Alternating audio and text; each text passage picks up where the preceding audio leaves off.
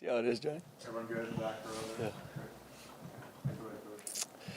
As always, appreciate you guys' time covering our team. Thankful for you guys and fired up for the opportunity in front of us. Thank you, Jesus, for an opportunity to coach this team. And God is good, man. Three-peat. The moment on Friday night with our team, and I was talking with our leadership earlier, was very, very fulfilling for me just as a coach and mentor in their life, especially knowing where we had been, a month ago and counted out and left on the mat, left for dead. And these players, our staff, just continue to go to work and continue to grow, and just such a resilient group. We were in danger, and then, like we talked about, we were in danger, and then we became really, really dangerous. And that's a testament to our players, our coaches. So seeing the joy on their face during the game, after the game, is what makes it so worth it for me, because I love these kids. I know that God has such a great plan for them in life, more than just football, but seeing them go through hard things and come out on the other side champions, hats off to them. And thank you, Bronco Nation, those fans on Friday night, even in the rain.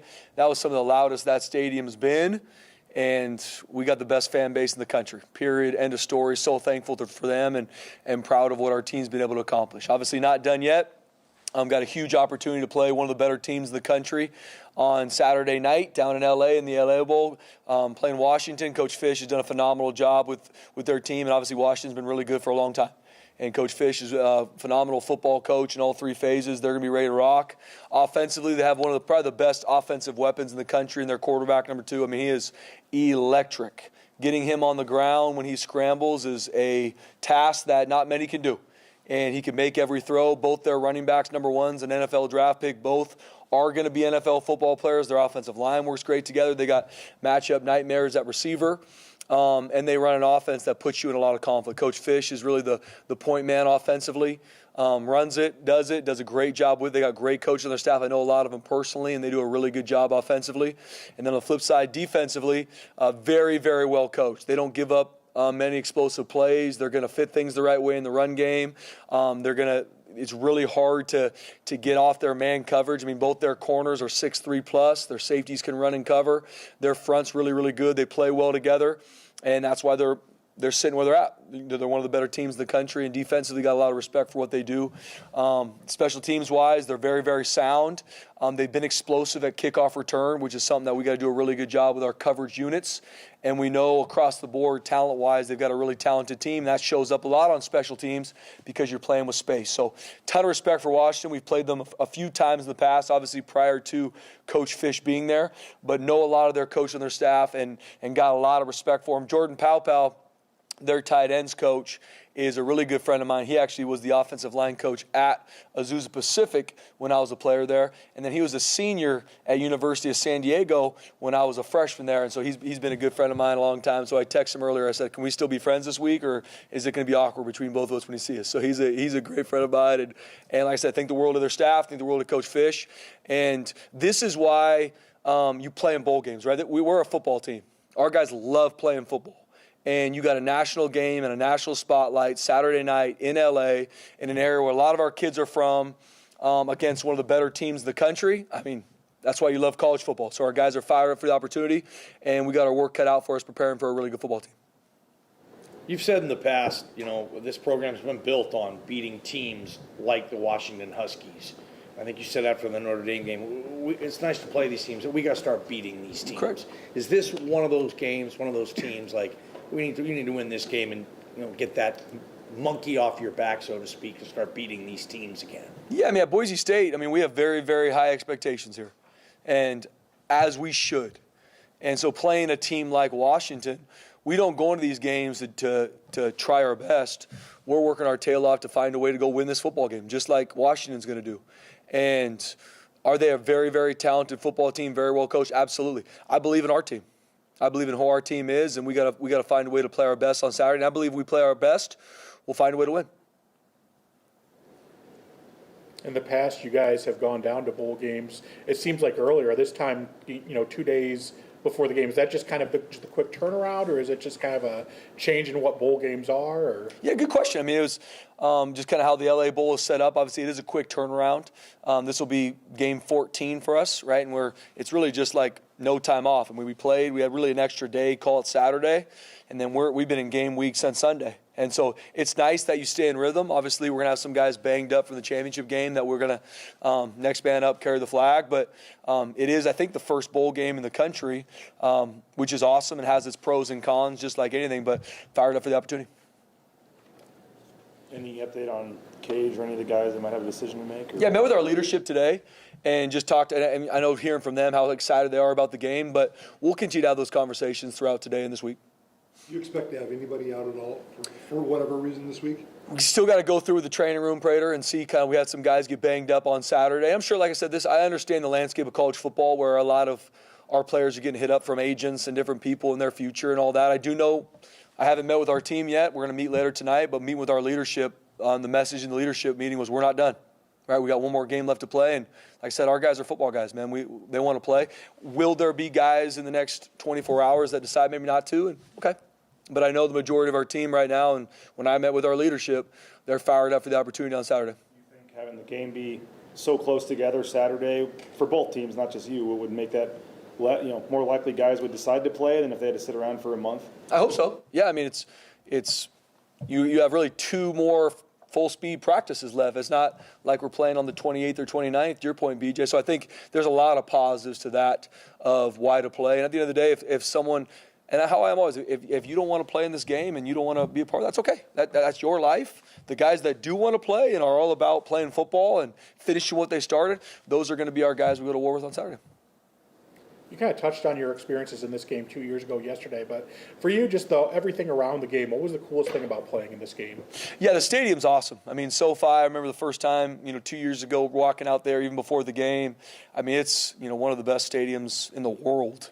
And so I think the atmosphere is awesome. I know, obviously, Bronco Nation's going to travel well. I know Washington's going to bring a bunch of fans. So I know the atmosphere is going to be big. And I think just playing on a national stage is a big deal for our program, right? I believe in our team, and we want to play in these games and play our best. What's different preparing for a short turnaround, just in general, for both you and Coach Fish versus when you have 3 weeks like last time to get ready for a game? Yeah, it's really just a normal game now, Bob, right? We don't have, there's no, sometimes you have bowl prep practices, right? So if we played in a couple weeks, you'd have a couple days to focus on the fundamentals and techniques and then maybe a little bit on the opponent. We don't really have that right now, right? We're in game week. The second it got announced on Sunday, we flipped the script and we were focused on Washington, and we've been really in game week mode. So it's really less of a bowl game than it is just really the 14th game of our season. It's the last one. What is your take on bowl season in general? I mean, I know college football has changed, but forever, it was like a big honor to go play in these games, and now you have teams all together opting out, players weighing whether or not to play, and I know it's just like a new day and age, but what's your take on bowl season? Yeah, obviously everyone's got their opinion, and I saw some teams that decided not to play and some of that, and that's everybody's prerogative, and got a lot of respect for whatever decision people make. Individuals that decide not to play, that's their life, right? We got 108 guys on our team, and they all have their own life to live. I know for me, you only get better at playing the game. Right, and I always want to recruit and have a team full of football guys that absolutely love playing football. And they're going to keep score on Saturday. There's going to be a lot of people watching, and you're going to be playing with your team. And these are moments that you just love. And I think yes, there are guys in our team that are going to be playing in the NFL, but a lot of our seniors aren't. And I would never take an opportunity from our guys to not play in a bowl game with a group of guys that have absolutely earned the right to play this 14th game. To me, it's too special, right? Love this game, love the interactions that our players have, love the battle that's going to happen on Saturday, and our players do too. And so my thoughts on bowl season, I think there's going to be some change. I think the college football playoff is going to get expanded. I think it should. I think it should be open up a lot more. Does that mean bowl games are? I don't know, right? I control what I can control. But whenever there's an opportunity to play football, I want to be a part of it. Whenever there's an opportunity in a game for our team to play in, I want to be a part of it. And then I like that the game's quick. I think there's no time for us, to sit back and overthink things. It's game week, man. It's our Sunday. It was our Monday. We're rolling.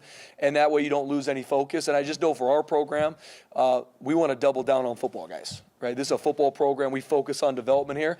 And another opportunity to play. Last game of our season, 2017 was the last time we won our conference championship and a bowl game. Been a while. talked to our leadership today about it. Like that's a big deal for this place. It hasn't happened since 2017.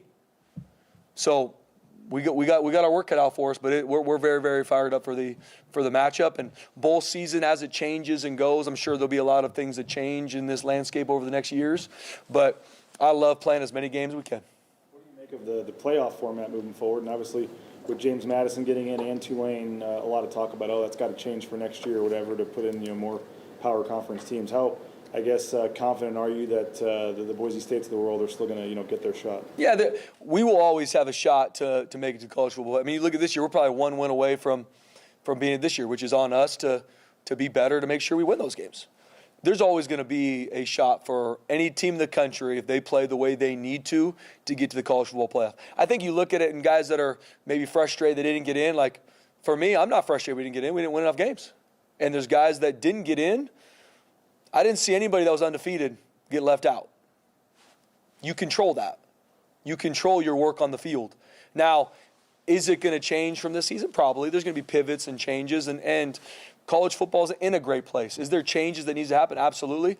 But there's going to always be a shot for I think, any school in the FBS. If they have a season that they handle their business, deserve the right to go have a shot at the college football playoff. Is it going to be expanded? I think it should. I think it'd be awesome. I think it's awesome for college football fans watching playoff games. You look at the FCS model. I'm not saying that's going to completely be able to go to FBS, but that's an exciting thing to go through a playoff run. So I'm sure there'll be changes, BJ, and I've read a lot of the same things that everybody else reads about, 2 group of 5 teams going to the playoff and how that's going to go. I'm sure there'll be changes just like they made changes last year, but I always believe there's a shot for Boise State, and then it's our job to handle our side of the bargain. You said that you guys were in danger and then you became dangerous. I think it was after the Fresno State game, the morning after.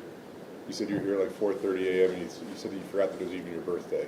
What do you remember about that morning? Why was the treadmill or whatever you were on, why was that your release? And was there any ultimate takeaway from that morning?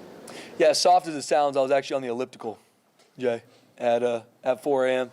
No, I mean, it was a time for me and to just really collect my thoughts. The day prior was the first time as a head coach I ever lost on the blue, booed off the field. Painful moment for me and our players. Painful moment for our program. And just really wanted to get some time by myself. Couldn't really sleep and just really wanted to learn. Man, what are some things that we need to do better? What are some things? Because I don't ever want to be reactionary as a leader. I don't want to look at a game you lose and then react. I want to respond with answers. I want to have answers to why are we not playing as good as we should on offense, defense, special teams, player-related stuff. And so just needed time, did a lot of prayer, and just like, Lord, what are maybe some things I'm missing? What are some things I got to do better off in this culture? And use those few hours by myself in the dark to be ready to meet with our staff. Because I always want to be very consistent with our staff. I always be very consistent with our players. Where you win a game, you lose a game. Yeah, there could be a different urgency in my tone, but I don't want anyone to guess who I'm going to be as a leader. I want to be very, very consistent. And so I just took that time in the morning to collect my thoughts, to learn, to have some really good questions for our staff, and so that we could grow and be better in the future. Part of your routine, like getting up on the elliptical, or like what? Yeah, I don't know. Is that? Yeah, I try to find my way in the weight room most every day in the morning. Me and Coach Hilgart will get after it a few days a week. I work out with our freshmen 2 days a week, which is probably the best thing I do. I work with our developmental group. I'm in there back squatting with them. I'm getting my tail kicked, but it's a good time for me to be around our players. But then there's also moments that I'll just be in there just working out just by myself. I'll be listening to a book or a sermon or something. Just it's time for me. So then when I'm done with that, and then the rest of our team and people are here, I feel like I'm the best version of myself as long as I get that morning time. Since we're talking about you taking off your shirt, Yeah. that message that we saw over the weekend across your chest was something about a broken brother. Can you talk about that? Yeah, so I've had more text messages about those pictures that I have about our team probably winning a championship game. To be honest with you, I had a couple people text me like, "Hey, I saw the AI generated photos of you," and I'm like, well, sadly enough, they were AI generated. If they were, I would have made some adjustments to them, to be honest with you. But yeah, it was. So when I was 17-ish years old, 17, 18, and always grew up. I was a 90s kid, right? So I thought tattoos were really cool. I thought, all the cool kids had tattoos, right? And I remember asking my mom, like, I want to get a tattoo. And she would always say no. And then, but I realized as I got closer to being 18, if it was something related to family or Jesus, I had a really good shot to get a tattoo. And so it's a tattoo that me and my brother got, and it says, not even death itself can separate a brother. It is something that we kind of came up with together and got it when I was 18, and had some other moments where I thought it was really cool. Now I'm a father of 3, 37 years old, and whenever I go to the pool, everybody looks at me like, why am I there? But it's the reality of what it is. Yeah. Yes, he does. He has it on his back. Yep. What made you decide to do that pregame? So we did it last year. Once again, I didn't know Coots set up the media to be there. That's on him. But no, it was we did it last year. We always greet our players. It's something whenever they come to the facility, we're always going to greet them and be around them. And Dirk Cutter actually brought it up last year as taking our shirts off and having a little bit of juice. And so this year, when it's a little bit colder outside and they're coming off the bus, we put the old ski masks on and had our hammers and shirt off, and just want to have a lot of joy with our players, want to have a lot of juice, and it was just going to be a fun time with our guys. This season has been obviously a roller coaster, but what is this ride, this journey, what has it taught you about the guys in the locker room? They're resilient, absolutely resilient. I mean, these guys won't flinch, and even being knocked down, that doesn't mean we're perfect. Doesn't mean we haven't had a lot of things to learn in, but this group of seniors, this group of leaders are absolutely resilient. And they love each other, they care about each other, and not focused on what people tell them we are or what people tell us. We're focused on who we are with each other, and it's a resilient group, man. They love each other, and we're excited to finish what we started. You guys, typically for the championship game, you'll have the whole team carry the hammers out, but I noticed your 4 captains held on to theirs for the coin toss. Yeah. What was behind that? Yeah, they did that. That was them. I mean, we always have the rest of our guys carrying them all out, but they talked about it, and that's the hammer, and we talk a lot about it. Obviously, it's given to the player maybe with the biggest hit or the biggest, most effort that game. More times not the biggest hit the week before, but it also symbolizes the blue-collar mentality of this place, right? Dan Paul is it's named after Dan Paul because that's who he was, right? That's who this place is. This is a blue-collar work ethic, count it out, outwork you. That's us. That's why the hammer's there. It's hard to swing a hammer consistently. If you continue to swing it, you're going to get tired. You're going to get blisters. And so it symbolizes Boise State football. And so in a championship game, I want everybody to carry a hammer out because every single one of them, scout team to the starting players, had something to do with that championship run. Maddox Madsen, the mental space, how is it different today than it was last week? Yeah, to be honest with you, I don't know if it's much different because he's a competitor. I mean, this time last week, going into the championship game, figuring out if he was going to be healthy enough to play, he was still laser focused. Met with him, he's in our leadership group as a captain, laser focused on Washington. I mean, he doesn't ride high or too low, and that's what makes him an elite leader is he's very, very consistent, and he's a cold-blooded competitor. How do you feel the vibe is? I'm not talking last year for the CFP, but the 2 years to the LA Bowl, both were teams that had to come back. But you got a quarterback that you think probably is playing in Madsen where you lost Green. It just seems like there's a better vibe on this team.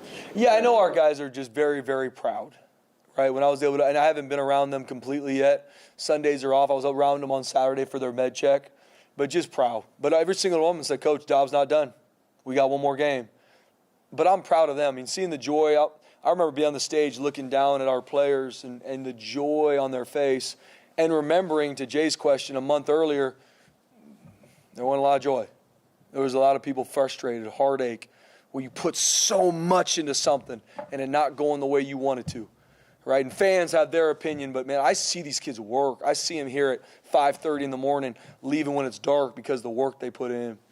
And that's why it breaks my heart when it doesn't go well for them. But then seeing that moment of joy means the world. And so they're very, very fulfilled. But also understand we still got one more game to play. And we put a premium on football here, and the job's not done. So what role does Rachel play in your response? And obviously after the game, she was on the stage with you, and she's holding up the number 3 too. And then wasn't she the one that reminded you or sent you a message or something that it was your birthday that day? Oh, yeah. What happened there? Oh, yeah. Yeah, I mean, my wife, my sweet wife, Rachel, man, she is my rock, man. She keeps me very focused on just things that matter, right? And especially even with our family, and especially we have 3 kids under 4 years old right now, and you come to our house right now, it looks like a bomb went off just because it's just you're chasing around a 4, a 3, and a 9-month-old. It's a lot, and my wife is a rock star with it, and she gives me such a good heartbeat on our players, right? And when she never asks questions about how are we going to play defensively this week. She asks about how's Ty Benefield, how's he doing, how's Sire Gaines, and it's such a good reminder to me of why we are in this.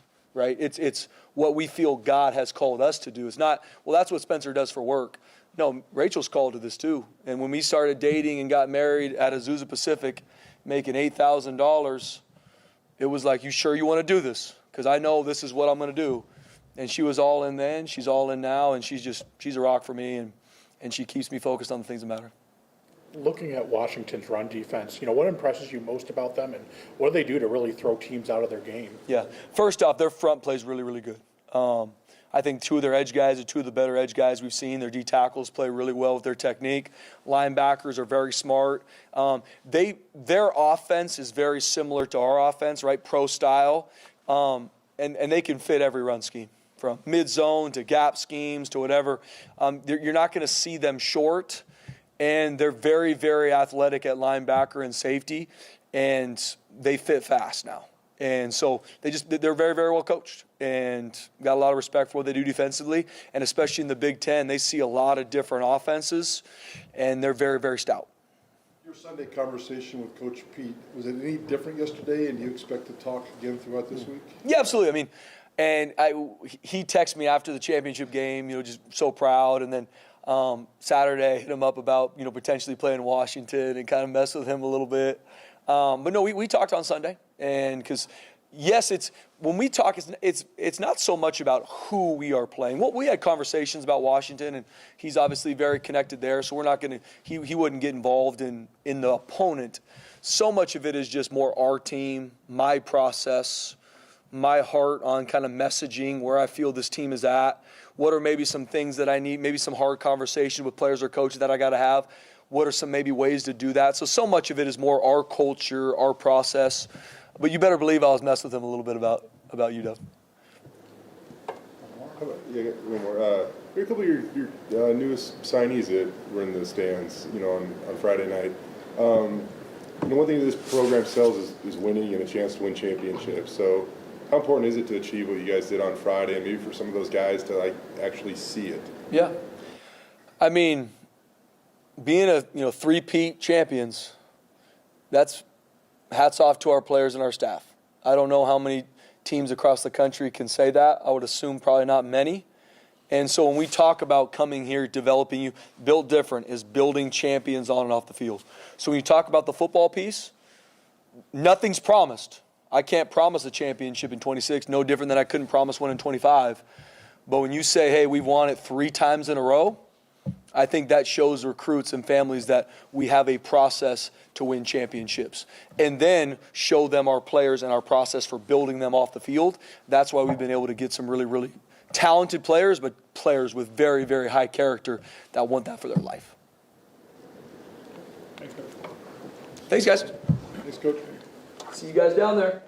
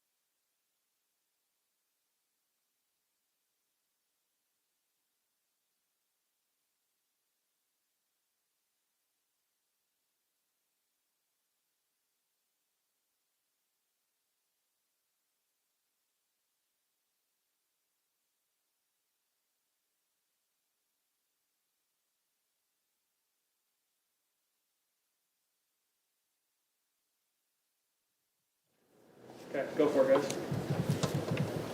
How impressed were you with Maddox coming back, and not having any rust or anything? Very impressed. Very impressed. He made a ton of plays for us, and he jumped right back in like he hasn't missed a day. And he was a huge piece of what we were able to do and a big reason why we were able to win that game. What's going through your mind? Is he, that first touchdown, he decided to take off and run for that thing, right? So, you only know until you know, right? Was there anything in your mind that was like, make sure he's okay or see what he's got? What's going through your mind as he takes off there? Go score. I had full confidence. I have full confidence in Maddox. I knew he was ready to play. I knew he was going to play well. So I really wasn't thinking twice when he would take off and run. I was excited to see him just playing ball. In the game head-to-head, I thought one of the biggest differences was third downs. You guys were about 50%, they were about 25%. Why were you guys so good on third down? I think Coach Miller and Coach Hill do a phenomenal job in the prep and the game planning on third down to give us an advantage. And I think guys have to make plays in those situations, and our guys did that, and that's a big part of it. Maddox gave them a shot, and the guys made plays. So really proud of that group, but again, really proud of the coaches too, because for back-to-back weeks now, we've had a really good plan on third down that's putting us in position to be successful. Speaking of third down, Chase Penry has 5 catches on 3rd and 10 or more this year. All of them have gone for first downs, and those 5 first downs are top 10 in the country. For a guy that doesn't get a ton of doesn't get a ton of volume, why has he been the guy that apparently has kind of shown up in those moments? And those are big drive extending opportunities, obviously. Yeah, I think he's built a lot of confidence in those situations, and I think it's showing up in games. And as he keeps doing that, he keeps executing. I think it just keeps better and better. But it goes back to finding what guys do best, and what he does best is make the play we need on third down, get open on third down, be in the right spot where he needs to be, and that's a huge part. Just for offense, but for a quarterback too, is just knowing where each guy's going to be and trusting they're going to be there and make the play for you. And Chase does a phenomenal job. What do you think 3rd and 17 early in the game meant to your offense at that point? That's a huge momentum swing. And I think that's kind of the mentality that we've been taking as an offense, is we're going to stay on the attack. We're not going to, settle on 3rd and 17. We're going to try to get a chunk. We're going to try to get that first down. And a big part of that is me trusting our guys, and our guys coming through and executing like they've been doing. So really proud of them, but that was a huge momentum swing for our entire team. Obviously, those 2 46-yard gains set up touchdowns, but I'm sure he would have loved to get in the end zone. Did you kind of get that sense from him that he's like, all right, I want to finish one of these? Absolutely. I don't think anybody wants to be down at the 1-yard line and have the big guys come out. But at that point, it was just so excited about just what he was doing to impact the game, and just the explosive nature that he played with the entire game. And I'm sure he wanted that touchdown. We all did for him, but it was such a huge part of our success as a team was Chase Penry and the way he was playing. You've won a lot of conference championships here, player, coach. Was this your favorite? This was a very unique one in a lot of ways. A new role, new team, just the adversity that we had to battle through, and the resiliency of this group, this team, this offense. It was a unique perspective for me because I was more proud of everybody else around than really any personal accomplishment or anything like that. It was more, I was so excited about the players achieving this goal and the work that they put in and what they deserved. And so that's what made it special to me. You like just kind of diving right back into game week and then your season's over on Saturday night as opposed to maybe waiting to play, in 3 or 4 weeks? I think it's great to stay in rhythm, stay in the routine. Whether you're a coach or you're a player, you're able to kind of stick with your normal weekly game plan. For our guys, you don't get out of football shape or football rhythm because you're right back into your normal Monday, Tuesday, Wednesday. So I think it's really critical for our guys, and it's a great opportunity. It's a great opponent and a great bowl. So I think it's really positive for our entire program. Where do you think the offense improved the most from the start of the season? A big piece this past game, last couple games, is we haven't been turning the ball over. and that's been a point of emphasis for us offensively throughout the entire season. But that's a huge staff for success for the whole team, but that's something that obviously has hurt us throughout the season, but we've done a great job with that. And I think everybody individually has gotten a little bit better within their role, within how they execute, and I think the mentality of the entire group kind of hit a rhythm towards the end of the season, and I think that makes everybody better. What's your relationship like with Madsen, Nate? Sorry, guys.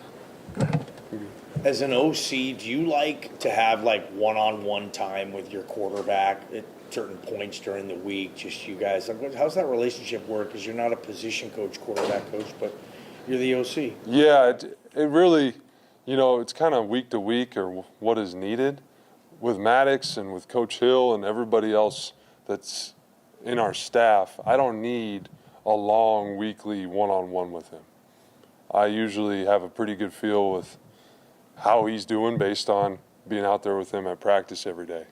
So that kind of changes week by week, but he's pretty dang good, pretty dang smart.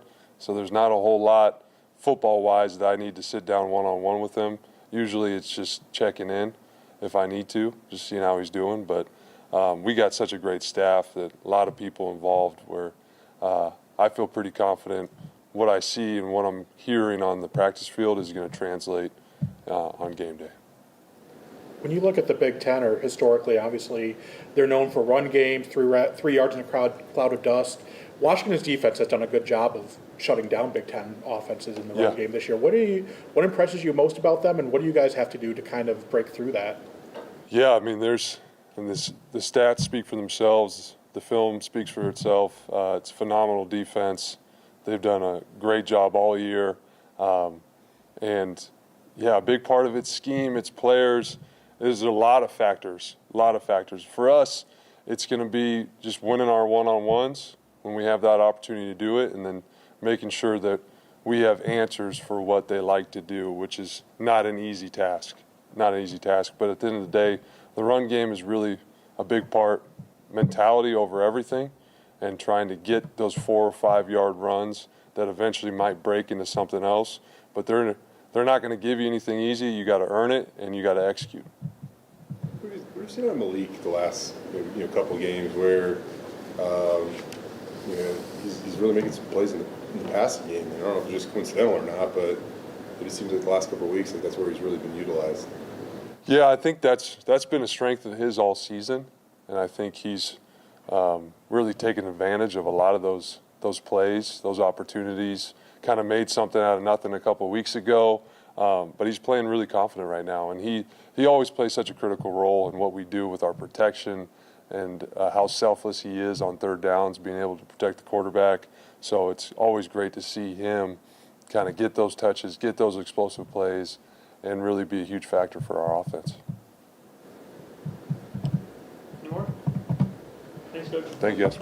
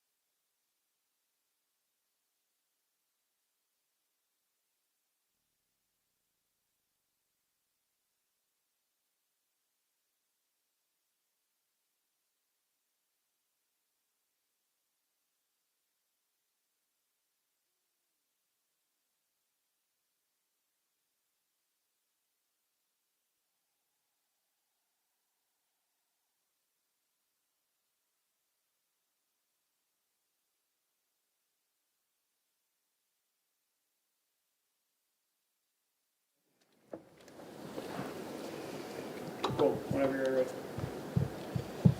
What do you make of the matchup with Washington? It's exciting. This bowl game is a little bit unusual because it's like a game week, right? So it was kind of get in here, get the film broke down, and get right back to work. Didn't have a lot of time to, some of these games, you have a month off or a couple weeks. So this is more of a just week 14, I guess, or week 13, whatever this is.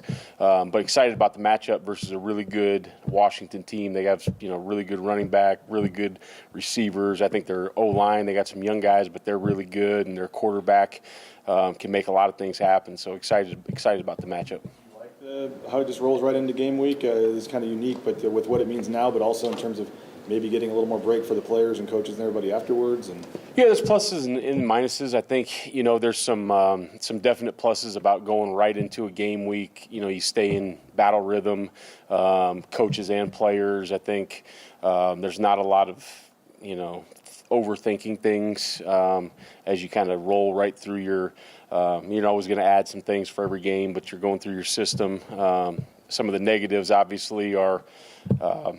It's not as much of a, I guess, bowl experience for the guys because it's such a short week, and then you miss a little bit of developmental practice with the younger guys because you're allowed 15, but you're never going to even get close to that when you play in 1 week. So definitely pluses and minuses. Last couple of weeks on third downs, you guys have been unbelievable. What have you seen on what you guys have been able to do on third downs in the last 2 weeks? Honestly, I think the guys really understand what we're trying to do, what looks we're trying to show, and then they've been executing.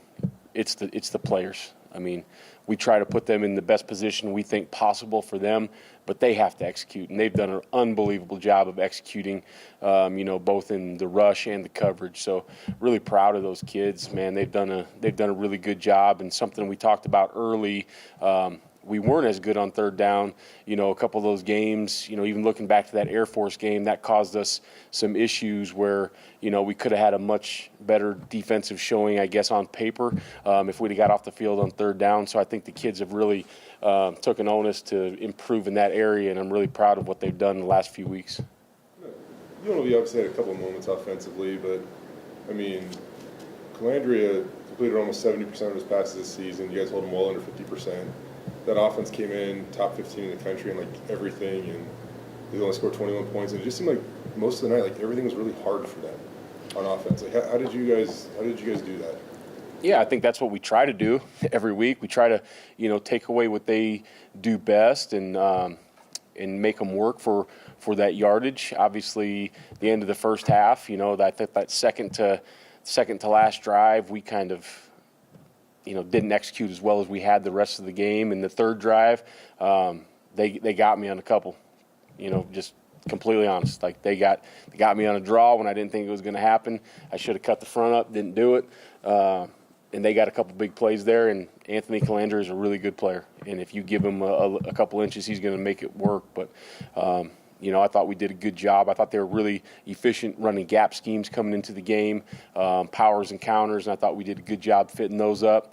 Thought we did a good job in coverage. They made a couple completions early, but I thought our guys played, aggressive man coverage when we asked them to, and they played with good zone eyes when we asked them to do that. And then we started seeing some other things that they had in the game plan that they had not probably shown on film that I thought our guys did a good job adjusting to. And they weren't all going to be TFLs, but they held them, to not explosive plays. So just once again, happy for the kids, proud of what they did, adjusting throughout the game.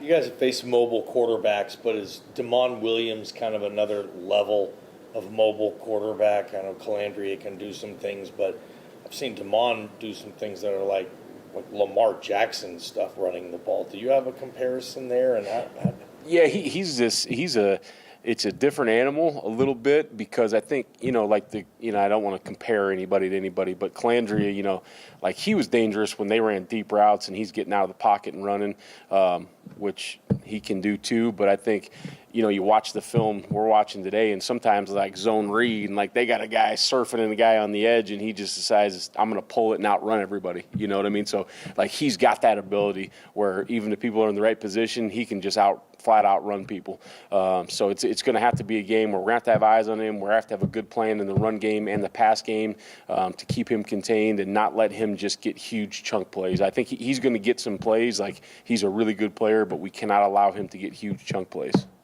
What do you think? What's your best trait or skill as a DC? Do you think, Chins? What are you best at? I don't know. That's a good question. I've always thought about it like, like I don't know, X's and O's, or I think we've had some good game plans. We've had some not so good game plans, but like I think the more you get into this thing, like I got to be the belief chief. Like I believe in these kids. I got to get them to believe in themselves. I got to get them to believe into what we're doing, play really hard, execute, believe in each other. And then on the sideline, like our sideline has been unbelievable, especially the second half of the season. Like nobody's flinched. Nobody's pointed a finger. Nobody's been down on another guy. Nobody's been down on themselves. They've adjusted everything we've asked them to. So I think just, getting the kids to believe in themselves, believe in each other, that's got to be my best trait right now for this team. Do you think the coming down to the field was just a this team, this season needed to happen now, or are you never going back to the box as a DC? I don't know. I mean, I think that there's going to be probably a time where a team needs me upstairs, but I really like it downstairs for right now. So that's where I plan to stay until the team needs me somewhere else. And when that time comes, then I'll make that move if I need to. Like I said, man, whatever I need to do for the team, schematically, where I'm at on the field, which position I need to coach, like that has zero relevance to me. It's just whatever the team needs. What aspect of the defense do you think you've improved the most from the beginning until now? Well, I think you've said it. I think third down defense has been much improved. And then obviously I think that we've been playing really well in the defensive backfield the second half of the season. So I think those two areas are probably the biggest improvement. Obviously something we've got to improve on a little bit more is,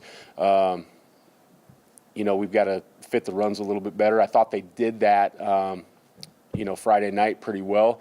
But there's been times in the season where we haven't been exactly where we needed to be in those run fits, and that's something we've got to continue to improve on in the off season and as we get prepared for this bowl game. In terms of all the guys that you've coached, maybe focusing especially on the secondary, where does a guy like Ty Benefield rank for you? And how much more, like, with what he's been able to do this year? Like, I mean, he's all over the place. He does a little bit of everything, it seems like, for you. I mean, how much is he capable of doing, too, for that matter? Yeah, I think he's capable of anything, right? Ty's got to walk the walk here at the end of the season, kind of see where he's going to be at with this whole NFL and all those kind of things. Hopefully he's a Bronco next year. That would make me very happy, but it also would make me very happy to watch him play on Sunday. But I think all those guys, when you're talking about first-round picks, second-round picks, those guys have kind of the same trait where they're physical as a defensive back, number one. Number two, they've got great energy. Number three, they all love football and love to practice. And number four, like all those guys that have been first and second round picks you've always been able to do a lot with them. And whether that's a corner that's a really, really good punt and kick returner, or a corner that can blitz and do those things, or a safety that can come in the box and be in coverage, like those guys that have position flex have always been the guys that have been, drafted a little bit higher for me. And I think Ty fits into those molds. Anything else? How about Max Steege? Like, when you got two edges last year that they combined for over 20 sacks on ed and JVM, obviously expectations are pretty high. What have you made about the progress Max has made this year? And then also, he did make a big play right off the bat that kind of set the tone for you guys, it seemed like, on Friday. Yeah, I think Max has made a ton of progress. Like I said, Coach Frazier's done a great job with that room. Not only Max, but you're seeing, Roman Kaywood get in the game and make big plays, and Bowl get in the plays, and he's doing a really good job with the other freshmen that haven't got to play yet, but they will here in the near future. But Max has made a ton of progress. He's confident. He's got developing leadership traits. His work ethic is unmatched. He's only going to get better and better, and I'm very, very glad that he's on our team, and he's a young guy that's coming back for more. Did that opening play, was that kind of like a tone setter? Yeah, I think anytime you can get a negative on play one is huge, and I think, players are players. They're still young guys, so no different if you're an offensive player or a defensive player. You need to touch early to get it going, and whether that's, spilling a big block or getting a PBU or getting that first tackle or getting that first, I don't coach offense, but that first carry or first completion or whatever. Anytime you get a touch early, it just seems to get you going, and then Max brings a lot of energy, so that got everybody else going too. So it was a tone setter for us. Let's about Marco real quick. Just his final game on the blue the other day, and it was in the fourth quarter, and you guys are in control of the game, but you don't know if he's driving there, and they got a chance to get back in, and Marco comes with a big sack that just completely demolishes that drive. What was it like to see that guy specifically make a play in that moment, and why did you call on him to make that play?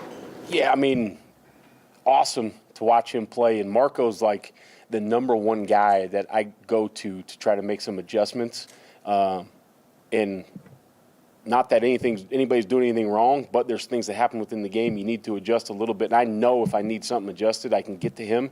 He can get the front sent differently. He can play a play differently that we need him to. We talked about on that one how we were going to cage this quarterback, and we knew that if we called on him, he would get the job done. Did we know it was going to be a sack? Obviously, no. But we knew he was going to get the job done. He was going to keep that quarterback in the pocket. He was going to make some kind of play for the defense. Cool. Thanks, Coach. All right, guys. Thank you.